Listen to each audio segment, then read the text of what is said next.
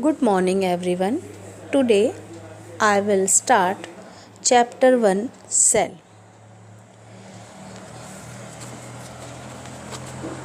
Let me introduce you. Biology is the study of living organism. Bios means life, logy means study. All the living organisms in this universe without exceptions are made up of very small compartments called cell. All the functions such as nutrition, respiration, excretion, reproduction, sensation, etc., performed by an organism are the sum total of all the activities performed by the cell. The basic structure and function of various parts of all the cells are similar, but they may get differentiated and specialized to perform certain specific function. That is why, to understand the living organism properly, we have to study the structure, function, and other aspects of a cell. In this chapter, I will teach you about the cell and cell organelles. So, what is a cell? It is a universal principle of biology that all living organisms, from the tiniest to the largest, are composed of small compartments called cells. Now, the question that comes to our mind is, what is a cell? A cell may be defined as the smallest unit of structure and function of living organism. I am repeating, a cell may be defined as the smallest unit of structure and function of living organism. The smallest unit of structure means the smallest structure by the union of which the body of an organism can be constructed. You may take any organ or body as a whole, it is formed by aggregates of cell. Unit of function means any function performed by an organ or organism is the activity of its cell. Or it may also be said that the smallest structure in the body of an organism which can perform all the function and characteristics of living organism in the cell. So cell may be defined as a unit of biological activity delimited by a semi-permeable membrane and capable of self-reproduction in a medium free of other living system.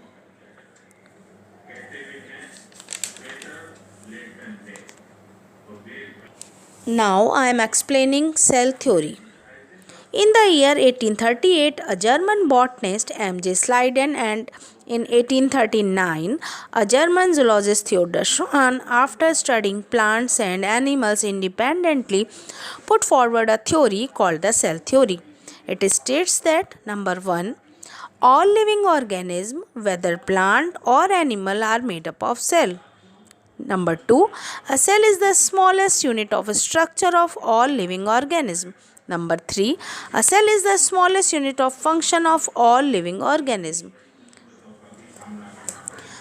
The third statement was given by Rudolf Virchow. He said in 1858, Omnis cellula e cellula means all cell arises from pre-existing cell only. Now I am talking about number of cells. The invention of magnifying lens has led to the discovery of microscopic world. It is now known that single cell may constitute a whole organism, as in amoeba, paramecium, euglena, chlamydomonas, bacteria, etc. These organisms are called unicellular or acellular organisms. On the other hand, many cells group together to form tissue and acquire different functions. Different type of cells constitute organs. Organ form organ system that ultimately constitute a multicellular organism such as fungi, plant and animals. I am repeating, cell forms tissue, tissue form organs, organs form organ system like digestive system, respiratory system. In digestive system include organs are stomach, small intestine, large intestine, etc. And organ system forms organism. Every multicellular organism starts its life as a single cell. Cell divide to produce cell of their own kind. All cell thus comes from pre-existing cell. My next topic is classification of the cell. Cell is classified on the basis of number of cell also, and on the basis of number nucleus also. So first one is on the basis of cell. Number 1, single celled organism. Many small plants and animals are made up of just one single cell. Example, yeast, bacteria.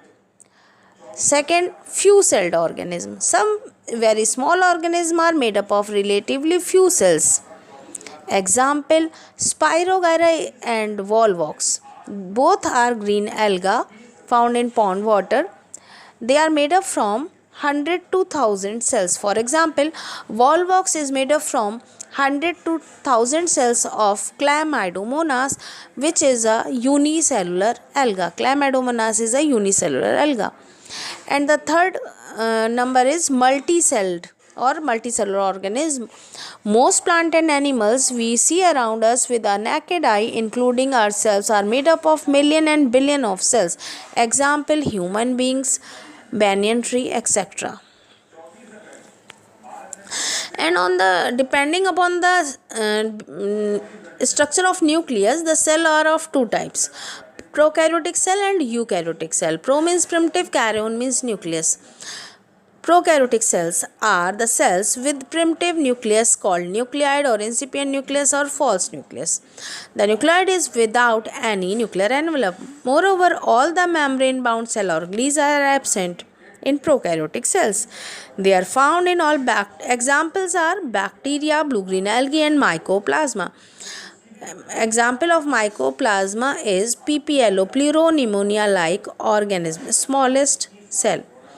Second one is eukaryotic cell. These cells contain an advanced nucleus encircled by its own nuclear envelope. A large number of membrane-bound cell organelles are also present, like mitochondria, chloroplast in case of plant cell only. Now I am talking about the size of cell. Smallest cell are the bacteria, but in case of human beings, the smallest cell is red blood cell. Longest cell is nerve cell. Largest cell is the ostrich egg. Size of a cell is greatly variable. Some of the cells may be seen with the help of unaided eye, but most of the cells are too small to be seen with the naked eye. That is why these cells can be seen with the help of a microscope.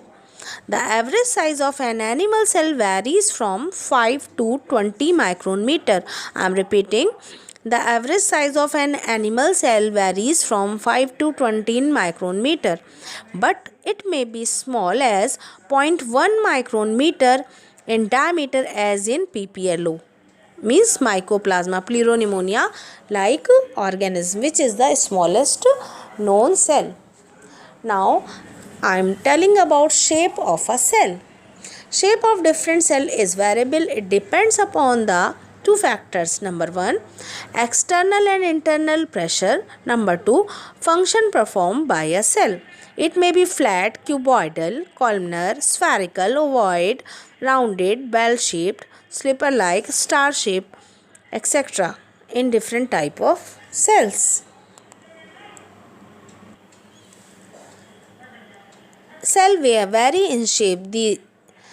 For example, human RBCs are circular and biconcave. For easily passes through blood capillaries and to transport oxygen. RBC carry hemoglobin, a red pigment. He means iron globulin is protein which combines with oxygen to form oxyhemoglobin. And WBC are amoeboid shape, means they have no shape for their movement. They can squeeze out through capillary wall, and the process is known as diapedesis. Nerve cells are long to conduct impulse from distant part of the body to the brain and vice versa. Guard cells of stomatal pore in the leaf are bean shaped to open and close it. Now I am explaining structure of a cell. Although there is a great diversity in the structure of different cells, yet the basic structure plan is similar in all the cells. It can be expressed as generalized cell. A small pack of protoplasm that constitute one cell is called protoplast. This protoplast of a cell can be differentiated into three essential parts. Number 1, plasma membrane or cell membrane. Number 2, cytoplasm. And number 3 is nucleus. I am repeating, cell is classified mainly into three parts. Plasma membrane or cell membrane, but in case of plant, it is outermost covering is cell wall. And number 2, cytoplasm, which is jelly like substance which contains cell organelle, and the nucleus, main part of the cell which regulate or control the cell. So I am starting with plasma membrane. Each eukaryotic cell is delimited by delicate, thin, elastic but firm selectively permeable membrane or cell membrane. Chemically, it is made up of bilayer of lipid interspread with protein. The plasma membrane, being selectively permeable, allow only useful substance to diffuse in and harmful substance to diffuse out. In this way, it regulates the flow material into and out of the cell. So, what is the function of plasma membrane? It provides and maintains the shape of the cell. Plasma membrane provides mechanical support for the protection of internal structure of the cell. Plasma membrane allows only useful substance to enter into the cell, and it does not allow harmful substance to enter into the cell. Plasma membrane also provides specificity to the cell. Second one is cell wall. In case of plant cell wall is the outermost covering. Outer to plasma membrane, it is present as a non-living and rigid cell wall made up of cellulose. The cell wall is freely permeable, allow the substance in solution to enter or leave the cell. It gives shape and provides rigidity as well as elasticity to bear the stress and strains. In between the cell wall of adjoining cells, a gelatinous middle lamella rich in pactate is present. It helps to hold the cell together. So, middle lamella combines the cell together.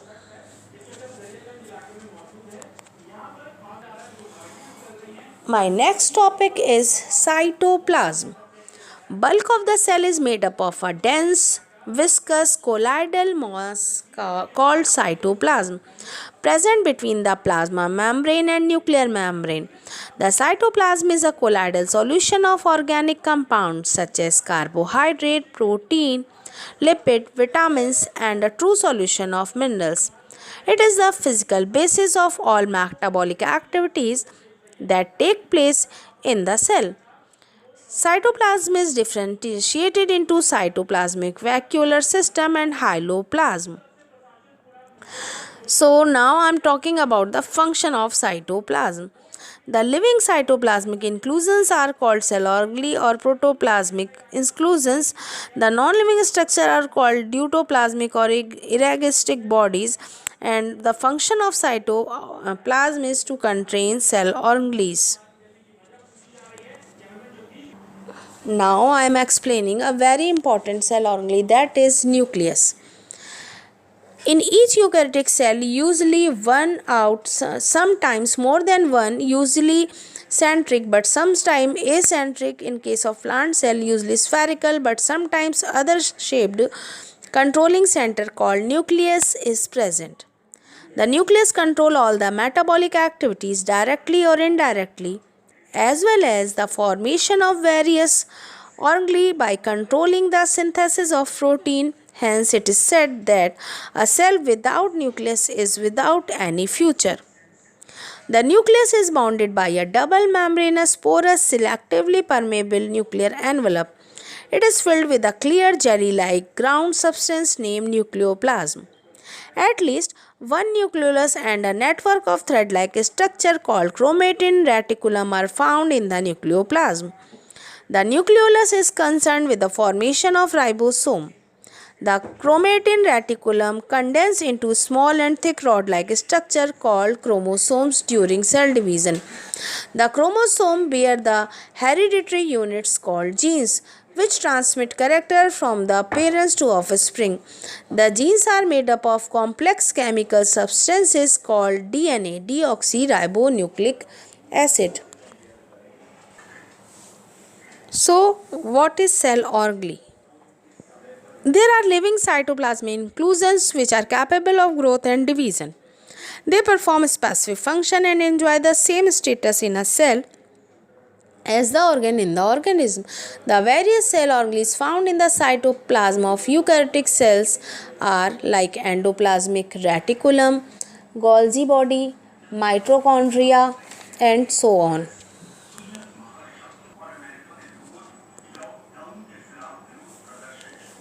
Just as there are organs in the body, so are organs inside a cell.